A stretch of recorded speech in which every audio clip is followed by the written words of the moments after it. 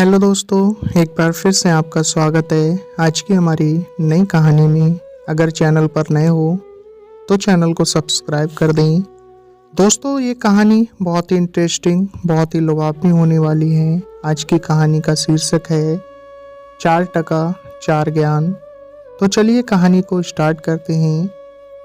एक गांव में एक ब्राह्मण परिवार रहता। उसका भांजा उसके साथ रहता था। भांजा एकदम मूर्ख था, कोई काम धाम नहीं करता, घर में रहकर मामा मामी की रोटियां तोड़ता रहता और मामा मामी उससे अत्यंत परेशान रहते थे।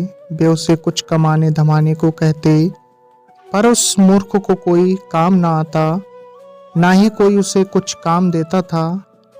मामा मामी ने यह सोचकर उसका विवाह कर दिया कि शायद पत्नी के घर आने से उसका भाग्य खुल जाए। उन्होंने उनके रहने की भी अलग व्यवस्था कर दी।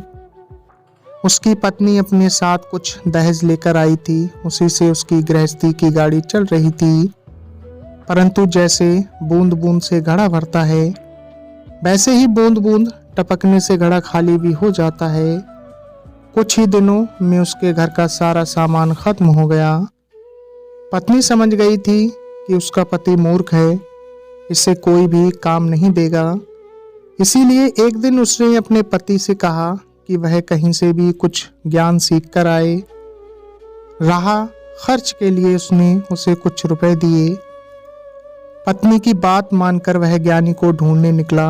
अनेक दिन भटकने के उपरांत उसे एक ज्ञानी मिला। ज्ञानी को प्रणाम कर उसने कहा, ज्ञानी जी, मुझे कुछ ज्ञान दीजिए, मैं अत्यंत कष्ट में हूँ। ज्ञानी बोले, बिना ज्ञान के तो मनुष्य को कष्ट होगा ही। मैं तुम्हें ज्ञान जरूर दूंगा, पर मैं मुफ्त में किसी को भी ज्ञान नहीं देता। मूर्ख ने पूछा, आप ज्ञान देने का क्या लेंगे? ज्ञानी बोला, एक ज्ञान का 1 टका। मूर्ख के पास 4 टके बचे थे, वे उसने ज्ञानी को दे दिए। टके लेकर ज्ञानी ने पहले ध्यान किया, फिर बोले, अच्छी तरह याद कर लो। पहला ज्ञान यह है कि जिस बात को 5 आदमी कहें उसे सत्य मान लेना चाहिए। दूसरा ज्ञान एक ही धन मिलने पर किसी को भी उसके बारे में नहीं बताना चाहिए। तीसरा ज्ञान यह है कि पत्नी को कभी सच बात नहीं बतानी चाहिए।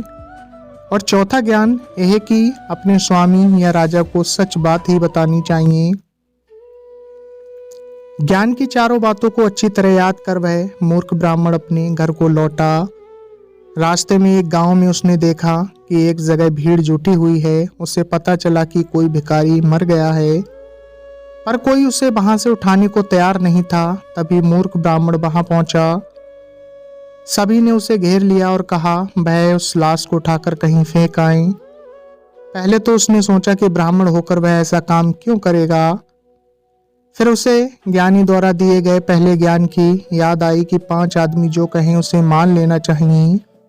यहाँ तो 5 से भी अधिक आदमी हैं। उसने लाश उठाई और गांव से बाहर एक वीरान जगह में उठाकर फेंकने लगा। तभी उसने देखा कि भिखारी के फटे पुराने चोगे से अनेक रुपए गिर रहे थे।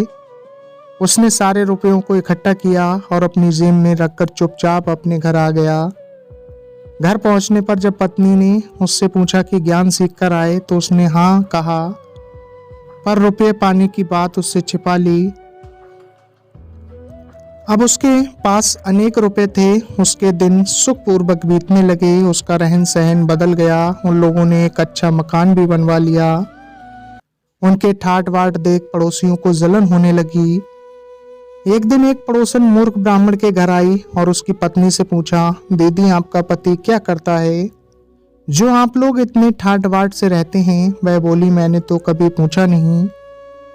पड़ोसन बोली, पूछना चाहिए। जो पति पत्नी से अपनी आमदनी छुपाता है, निश्चित रूप से वह गलत तरीके से धन कमाता है। यदि वह आपसे सचमुच प्रेम करता है तो उसे आपसे कोई भी बात नहीं छुपानी चाहिए। वह बोली, ठीक है, मैं आज ही रात उनसे पूछूंगी। रात में मूर्ख ब्राह्मण की पत्नी ने उसकी आमदनी का रहस्य जानना चाहा, तो उसे तीसरे ज्ञान की बात याद आई कि पत्नी को कभी सच नहीं बताना चाहिए। उसने पत्नी को झूठ कह दिया कि उसने हाट से एक छटाक हरण एवं बहेड़ा खरीदा और उसे चूड़कर पानी के साथ पी गया। जिससे उसे अपार धन की प्राप्ति हुई। उसकी पत्नी ने दूसरे ही दिन अपनी पड़ोसन को सारी बातें बता दी। उसने अपने पति को ये बात बताई। उसका पति तुरंत हरण और बहेड़ा बाजार से ले आया और उसे पीसकर पानी के साथ पी गया। थोड़ी ही देर में वह पेट दर्द से तड़पने लगा, उसे दस्त आने लगे, अंत में वह मर गया।